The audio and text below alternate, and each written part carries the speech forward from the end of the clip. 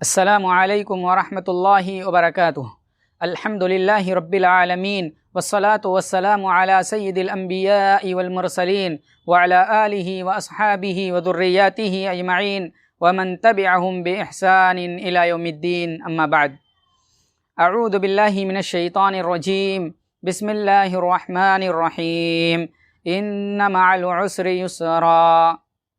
محترم ناظرین، قرآن کریم سورہ انشراح کی ایک آیت کریمہ آپ حضرات کے سامنے پڑھی ہے۔ اس آیت کریمہ میں اللہ تبارک و تعالیٰ نے یہ خوشخبری دی ہے کہ ہر پریشانی کے بعد آسانی ہوتی ہے، یعنی اللہ تبارک و تعالیٰ جو پریشانیاں نازل فرماتا ہے، ان پریشانیوں کے بعد آسانیاں آتی ہیں، اور ایسی آسانیاں آتی ہیں جن آسانیوں کا ہم تصور بھی نہیں کر سکتے۔ محترم ناظرین، آج لاک ڈاؤن کی وجہ سے ہم سب پریشان ہیں۔ اگرچہ لاک ڈاؤن کو ان لاک کر دیا گیا ہے، لیکن ہماری معیشتیں تباہ اور برباد ہو چکی ہیں اور بہت ساری پریشانیاں ہمارے سامنے موجود ہیں۔ ایسی صورت میں ہمارا کیا رویہ ہونا چاہیے، ہمارا کیا طریقہ ہونا چاہیے، اور ایسی صورت میں ہم کیا کریں؟ اللہ تبارک و تعالیٰ نے قرآن کریم کے اندر دوسرے مقام پر بھی ارشاد فرمایا، وَلَنَبْلُوَنَّكُمْ بِشَيْءٍ مِّنَ الْخَوْفِ وَالْجُوعِ وَنَقْصٍ مِّنَ الْأَمْوَالِ وَالْأَنفُسِ وَالثَّمَرَاتِ وَبَشِّرِ الصَّابِرِينَ۔ اللہ تبارک و تعالیٰ پریشانیاں کبھی کبھی دیتا ہے تو یہ پریشانیاں آزمائش کی شکل میں ہوتی ہیں، اور ان پریشانیوں پر صبر کرنا اللہ تبارک و تعالیٰ کو بڑا پسند ہے، اور صبر کرنے والوں کو اللہ رب العالمین نے خوشخبری دی ہے۔ لہذا اس لاک ڈاؤن کی وجہ سے اگر ہم پریشانی میں مبتلا ہیں، مصیبت میں مبتلا ہیں، تو ہمیں صبر کرنا چاہیے، کیونکہ صبر کرنے کی وجہ سے بھی اللہ تبارک و تعالی ہمیں نیکیوں سے نوازتا ہے، ہمیں ثواب عطا فرماتا ہے۔ اللہ کے نبی صلی اللہ علیہ وسلم نے ارشاد فرمایا، عجبا لامر المؤمن ان امرہ کلہ خیر۔ اللہ کے نبی صلی اللہ علیہ وسلم فرماتے ہیں، مومن کے لیے تو معاملہ ہی بڑا عجیب ہے، ان امرہ کلہ خیر، کیونکہ اس کے ہر معاملے میں خیر ہی خیر ہے۔ اگر اسے کوئی تکلیف پہنچتی ہے، کوئی مصیبت آتی ہے، اس مصیبت پر صبر کرتا ہے تو اللہ تبارک و تعالیٰ کے یہاں سے نیکیاں ملتی ہیں، اور اگر کوئی اسے اچھائی نصیب ہوتی ہے اور اسے کوئی نعمت مل جاتی ہے، اس نعمت پر اللہ کا شکر ادا کرتا ہے، تب بھی اللہ تبارک و تعالیٰ سے یہاں سے ثواب حاصل کرتا ہے۔ تو محترم ناظرین، ہم مومنوں کے لیے اللہ تبارک و تعالیٰ نے دونوں طریقوں میں اور دونوں طرح سے ثواب ہی ثواب رکھا ہے، اور ہمارے لیے خیر رکھا ہے۔ یعنی یوں کہہ لیجئے ہمارے دونوں ہاتھ میں لڈو ہے، اس لیے کہ اگر مصیبت آئی صبر کیا اللہ ثواب عطا فرمائے گا، پریشانی آئی صبر کیا اللہ ثواب عطا فرمائے گا، اور اگر نعمت ملی شکر ادا کیا اللہ رب العالمین ثواب دے گا۔ آج ہم پریشانی میں اور آزمائش میں مبتلا ہیں، ایسی صورت میں ہمیں کیا کرنا چاہیے؟ ہمیں صبر کرنا چاہیے، اور امید کا دامن اللہ رب العالمین سے نہیں چھوڑنا چاہیے، کیونکہ اللہ تبارک و تعالی ضرور بالضرور ہمارے لیے کوئی آسانی مہیا کرے گا، پریشانی کے بعد آسانی لے آئے گا۔ ہم انبیاء اکرام علیہم السلام کی زندگی پڑھتے ہیں، ان کی زندگی میں بہت ساری پریشانیاں آئیں، لیکن اپنے منہج، اپنے عقیدے کو انہوں نے بچائے رکھا، اور ساتھ ہی ساتھ صبر کیا۔ اللہ تبارک و تعالیٰ نے انہیں ایسا مقام دیا، اور انہیں مصیبتوں سے نجات دے کر کے ایسی آسانیاں فراہم کی جن آسانیوں کا تصور بھی نہیں کیا جا سکتا۔ محترم ناظرین، حضرت ابراہیم علیہ السلام کی زندگی پڑھیے۔ حضرت ابراہیم علیہ السلام کی زندگی آزمائش سے میں مبتلا ہے، آزمائش سے گھری ہوئی ہے۔ جب حضرت ابراہیم علیہ السلام نے اللہ سے دعا کی، اے اللہ تو ہمیں نیک اور صالح اولاد عطا فرما دے، اللہ تبارک و تعالیٰ نے دعا کے سننے کے بعد نیک اور صالح اولاد تو عطا فرما دی، لیکن کچھ دنوں کے بعد جب نیک اور صالح اولاد مل گئی تو کچھ دنوں کے بعد یا کچھ مہینے کے بعد اللہ تبارک و تعالیٰ کا حکم ہوا کہ انہیں لے جاؤ وادی غیر ذی زرع کے اندر چھوڑاؤ۔ صرف انہیں نہیں، ان کی ماں کو بھی لے جاؤ، حضرت ہاجرہ کو بھی لے جاؤ۔ حضرت ہاجرہ اور حضرت اسماعیل علیہ السلام، ان دونوں کو لے کر کے حضرت ابراہیم علیہ السلام وادی غیر ذی زرع، یعنی وہاں جہاں کوئی بستہ نہیں تھا، جہاں پانی وغیرہ کا انتظام نہیں تھا، جہاں درخت وغیرہ نہیں تھے، جہاں چرند پرند نہیں آیا کرتے تھے، اس جگہ لے جا کر کو چھوڑ دو۔ اور کون سی جگہ تھی معلوم ہے؟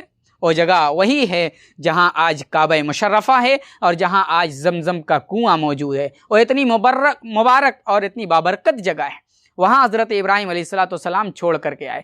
جب ابراہیم علیہ السلام اپنی بیوی حضرت ہاجرہ کو چھوڑ کر کے آنے لگے تو حضرت ہاجرہ آپ کے پیچھے چلیں اور کہنے لگیں کہ کیا آپ مجھے ایسی جگہ چھوڑ کر کے جا رہے ہیں جہاں کچھ انتظام نہیں ہے، صرف میں ہوں اور میرا بیٹا؟ انہوں نے کچھ نہیں بولا۔ 3 دفعہ جب حضرت ہاجرہ نے کہا تو کچھ نہیں بولا۔ آخر میں حضرت ہاجرہ نے کہا کیا اللہ کا یہی حکم ہے؟ کیا اللہ تبارک و تعالیٰ نے یہ حکم دیا ہے؟ انہوں نے کہا ہاں میرے اللہ نے یہ حکم دیا ہے۔ حضرت ہاجرہ کا جملہ سنیے، اتنی پریشانی کے موقع پر، اتنی آزمائش کے موقع پر جہاں کوئی نہیں رہتا، اکیلی اللہ کی بندی ہاجرہ اور اکیلے اللہ کے بندے اسماعیل جو چھوٹے دودھ پیتے بچے، حضرت ہاجرہ نے کہا اذن لا یضیعن اللہ، اے میرے سرتاج اب آپ چلے جائیے، میں نہیں روکوں گی۔ اللہ تبارک و تعالیٰ کا حکم ہے تو اللہ تبارک و تعالیٰ ضائع اور برباد نہیں کرے گا۔ محترم ناظرین، یہ عقیدہ تھا، یہ توکل تھا، یہ بھروسہ تھا اللہ رب العالمین پر حضرت ہاجرہ علیہ السلام کا۔ یہ عقیدہ اگر ہمارا ہو جائے، یہ توکل اگر ہمارا ہو جائے تو اللہ تبارک و تعالی ہمارے اوپر بھی پریشانیاں جو لایا ہے اس پریشانیوں کو جلد از جلد ختم کر دے گا۔ محترم ناظرین، ہم اللہ کے بندے ہیں، محمد الرسول اللہ پر ایمان رکھتے ہیں، اللہ ہمیں ضائع نہیں کرے گا، ہمیں برباد نہیں کرے گا۔ کچھ وقت کے لیے پریشانیاں ہیں، صبر کیجئے اور اللہ رب العالمین کا دامن ہاتھ سے نہ چھوڑیے، دعا کرتے رہیے، اللہ سے پریشانی سے دور ہونے کی دعا کرتے رہیے اور اللہ رب العالمین کو یاد کیجئے، اپنا عقیدہ درست کیجئے، اللہ تبارک و تعالی ضرور اس پریشانی کو دور کرے گا۔ محترم ناظرین، اسی طریقے سے آپ حضرت یوسف علیہ السلام کو لیجئے۔ حضرت یوسف علیہ السلام یہ جب کنویں میں ڈال دیے گئے، بھائیوں نے دشمنی کر کے کنویں میں ڈال دیا تو یوسف علیہ السلام نے کیا کیا؟ کنویں میں پڑے رہے، یہاں تک کہ ایک دستہ آیا، کنویں سے آپ کو نکالا اور مصر کے بازار میں بیچ دیا۔ جب مصر کے بازار میں گئے، عزیز مصر نے خریدا، وہاں پلے بڑھے اور پھر اس کے بعد ایک عورت نے اپنے فیور اور فندے میں پھنسانا چاہا، لیکن لیکن یوسف علیہ السلام اس سے بچ گئے، یہاں تک کہ اس عورت نے جب اس عورت کے فندے میں نہیں پھنسے تو اس عورت نے جیل کرا دی۔ حضرت یوسف علیہ السلام جیل میں جانا پسند کر لیا لیکن برائی نہیں کی۔ اسی طریقے سے جب حضرت یوسف علیہ السلام ان پریشانیوں میں گھرے رہے، اللہ کو یاد کرتے رہے اور اللہ رب العالمین سے دعا کرتے رہے تو اللہ تبارک و تعالیٰ نے ایک دن ایسا آیا کہ ان کے لیے پریشانیوں کو ختم کر دیا اور پھر اللہ رب العالمین نے انہیں مصر کا وزیر خزانہ بنا دیا۔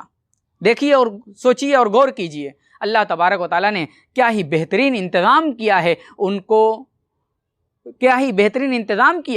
ان کو پریشانیوں سے نکال کر کے وزیر خزانہ بنا دیا۔ دور نہ جائیے، اپنے پیارے نبی جناب محمد الرسول اللہ صلی اللہ علیہ وسلم کو لیجیے۔ اللہ کے نبی صلی اللہ علیہ وسلم جب مکہ میں دعوت لکھ کر آغاز کیا تو کتنے دشمن ہو گئے، کتنے لوگوں نے آپ کی دشمنی کی، آپ کے اوپر سجدے کی حالت میں اونٹ کی اونجھڑیاں ڈالی گئیں، اسی طریقے سے آپ کو مارنے کی کوشش کی گئی، آپ کے خلاف سازشیں کی گئی، دارالندوہ کے اندر آپ کو قتل کرنے کی سازش کی گئی، اسی طریقے سے بہت ساری سازشیں کی گئی، یہاں تک کہ آپ کو آپ کا شہر مکہ چھوڑنا پڑا، مکے سے آپ کے قوم کے لوگوں نے، آپ کے گھر والوں نے نکال دیا، لیکن اللہ رب العالمین نے ایسی آسانیاں مہیا فرمائی کہ مدینے میں گئے اور آپ سکون اور چین کے ساتھ رہے، لیکن اللہ تبارک و تعالیٰ نے آپ کو وہ عزت اور مقام دیا کہ پھر جہاں سے نکلے تھے وہیں واپس 8 سال کے بعد 8 ہجری میں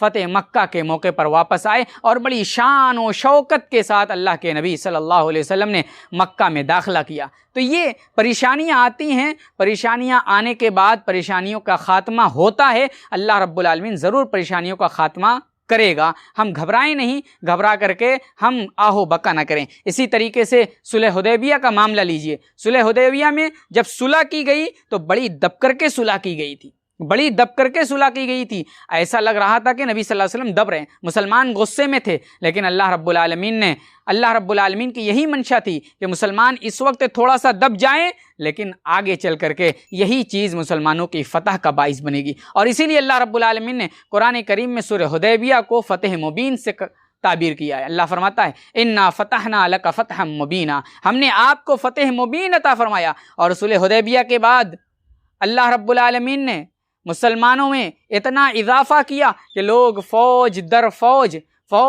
فوج مسلمان ہونے لگے, اور مسلمان اتنی تیزی سے ہوئے کہ اللہ تبارک و تعالیٰ کو کہنا پڑا کہ اذا جاء نصر اللہ والفتح ورأیت الناس يدخلون فی دین اللہ افواجا, کہ اللہ رب العالمین کی مدد آ گئی اور لوگ فوج در فوج اللہ کے دین میں, اللہ کی شریعت میں اور دین اسلام میں داخل ہونے لگے. تو اللہ رب العالمین نے یہ مختلف طریقے سے آزمائشیں نازل فرمائیں, لیکن ان آزمائشوں کے بعد ایک آسانیاں آئیں, اور آسانی ایسی آئی کہ اس پریشانی کو لوگ بھول گئے. لہذا اللہ تبارک و تعالیٰ نے قرآن میں فرمایا ان مع العسر یسرا, ان مع العسر یسرا, پریشانی کے بعد آسانی ہے. اللہ تبارک و تعالیٰ نے یہاں دو مرتبہ یسرا اور اسرا کہا ہے.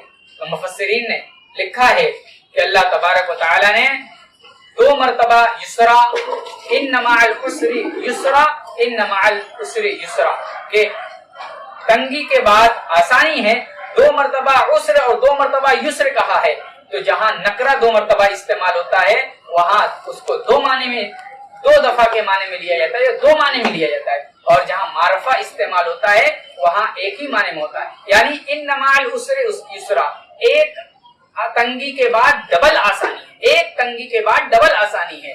یعنی جب ایک تنگی مصیبت آئی, پریشانی آئی, مسلمان پریشان ہوئے, تو اللہ تبارک و تعالیٰ ڈبل آسانیاں فرمائے گا, اور اللہ تبارک و تعالیٰ ڈبل آسانی اور فرحت اور انبساط سے نوازے گا. اللہ تعالیٰ سے دعا ہے الہ العالمین تو ہم سب کو پریشانیوں سے نجات عطا فرما دے. الہ العالمین تو ہم سب کو اس پریشانی, کورونا کی پریشانی یا اس معیشت کی بربادی کی پریشانی سے اللہ ہم سب کو نجات دلا دے.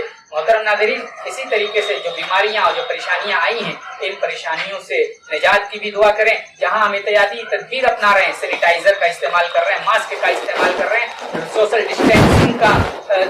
ڈسٹینسنگ اپنا رہے ہیں, اسی طریقے سے آپ نبی کی سکھلائی ہوئی دعا بھی پڑھیں. بسم اللہ لا یضر مع اسمہ شیء فی الارض ولا فی السماء. اس حدیث کے بارے میں اور اس دعا کے بارے میں اللہ کے نبی نے فرمایا جو شخص 3 مرتبہ صبح پڑھ لے, 3 مرتبہ شام پڑھ لے, اسے کسی بیماری سے سابقہ نہیں پڑے گا. اسی طریقے سے اللہ کے نبی نے بری بیماری سے بچنے کی یہ دعا بھی سکھائی ہے, اللہم انی اعوذ بک من البرص والجنون والجذام ومن سیء الاسقام.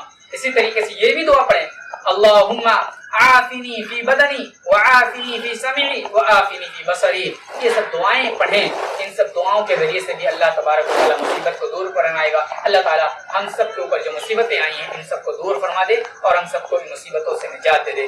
آمین. السلام علیکم ورحمۃ اللہ وبرکاتہ.